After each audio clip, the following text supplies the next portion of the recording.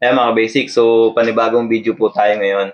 Ang video natin ay gagawin lang natin kung paano mag-map ng ating mga network drive. So, napakadali lang nito kasi usually kasi yung ginagawa natin, tinatype natin manually sa run command yung IP address saka yung folder ng ating file server para i-map natin doon sa ating PC. So, ngayon, ituturo ko sa inyo kung paano natin siya gagawin na kumbaga per department or kung ano man yung gusto ninyong gawin per PC. So, gagawin natin ngayon per department, imamap natin siya sa ating mga users na hindi na nila kailangan i-manual o hindi mo na kailangang i-manual mapping yung mga folder. So, ganito lang po siya. Punta lang tayo sa ating Active Directory, tapos tools, and then group policy management. Tapos, under ng group policy, yung domain, mycompany.net, arrow down lang po natin. Tapos, meron ditong mga organizational unit na yung ginawa natin, kumbaga yung per department. So, gagawin natin siya sa sales. Right-click mo lang yan, create GPO. Yan.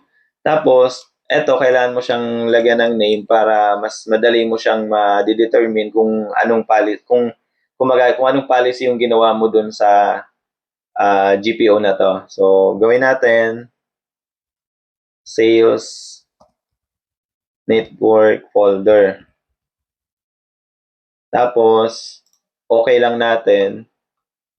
Ngayon, click natin yung arrow, nandito na siya. Ayan.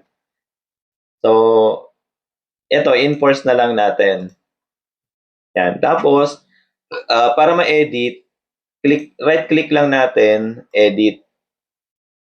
Laki na lang natin to. Tapos, dito sa users configuration, punta tayo dito sa preference.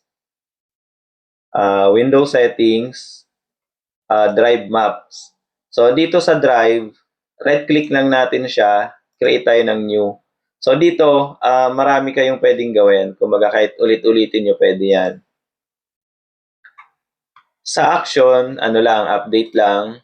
Tapos, location, dito yung share folder, imamap natin siya. So, 192.168.200. IP address ng file server natin ay 12. Tapos, sales files. Sales files yung kinrate natin na folder. So, saan ba natin ito makukuha? Mamaya, i-review ko sa inyo kung saan ito makukuha. Actually, ito yung ginawa nating folder last video. Tapos, sa reconnect option, i-click natin yan para every time na nagla-login yung ating users, magre-reconnect siya. Tapos, yung label, pwede namang sales, sales files yan. So, kung gusto nyo habaan, pwede naman. Tapos, dito, use first available starting at mas maganda i-use nyo lang tapos i-set nyo kung anong drive letter. So, gawin natin letter A. So, any naman pwede. Tapos, dito sa baba, wala na kayong babaguhin dito. Tapos, apply nyo lang. Okay.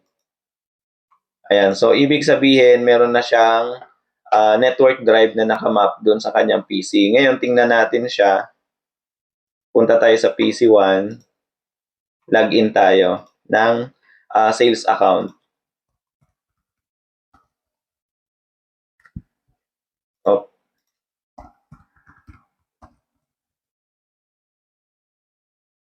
Okay. So, ngayon, punta tayo dito sa this PC. So, kung nakita nyo, wala pa siya dito. So, ang gagawin natin, either, dalawa lang yon, either i-restart mo yung PC o kaya i-run natin sa command prompt. Sa command prompt tayo to. Tapos, gp update /force. So, kailangan ma-update natin yung group policy niya.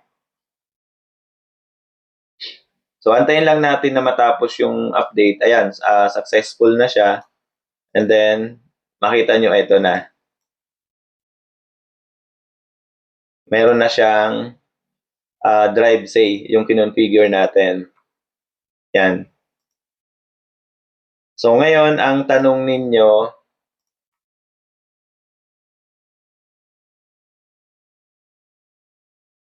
saan ko ba nakuha, balik ako sa domain, saan ko nakuha yung, eto, kung hindi nyo napanood yung unang video ko. So, ganito po yon. Balik tayo dito sa file server. So, dito sa ating file server, sa shares, meron tayo ditong ginawang folder na nakashare doon sa sales department. So, eto, i-right click na, actually ito na yung sales files. So, i-right click natin, ayan siya, sales files.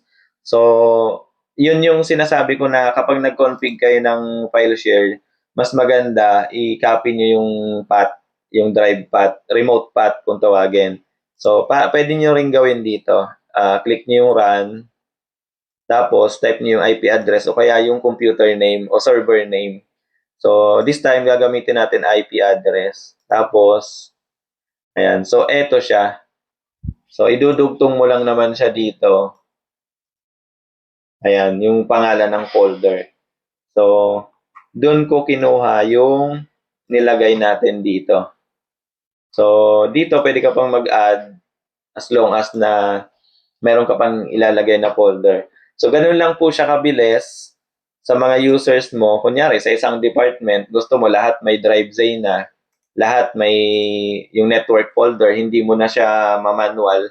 Pwede naman kasing, minsan ginagawa ng ibang IT support, nire-remote nila, tapos minamanual nila dito sa run.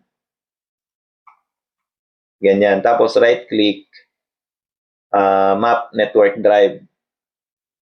Ayan, pag minap mo yan, ayan, kunyari, letter Y naman, ayan, magkakaroon siya ng ganyan. Pero, medyo matrabaho to kasi gagawin mo yan sa lahat ng PC. Unlike na ginawa mo sa domain, isang setup ka lang, pag login ng mga users, meron na silang drive. Ito, so yung ginawa natin. So, ayun lang mga ka-basics, napakadali lang po niya. Maraming salamat.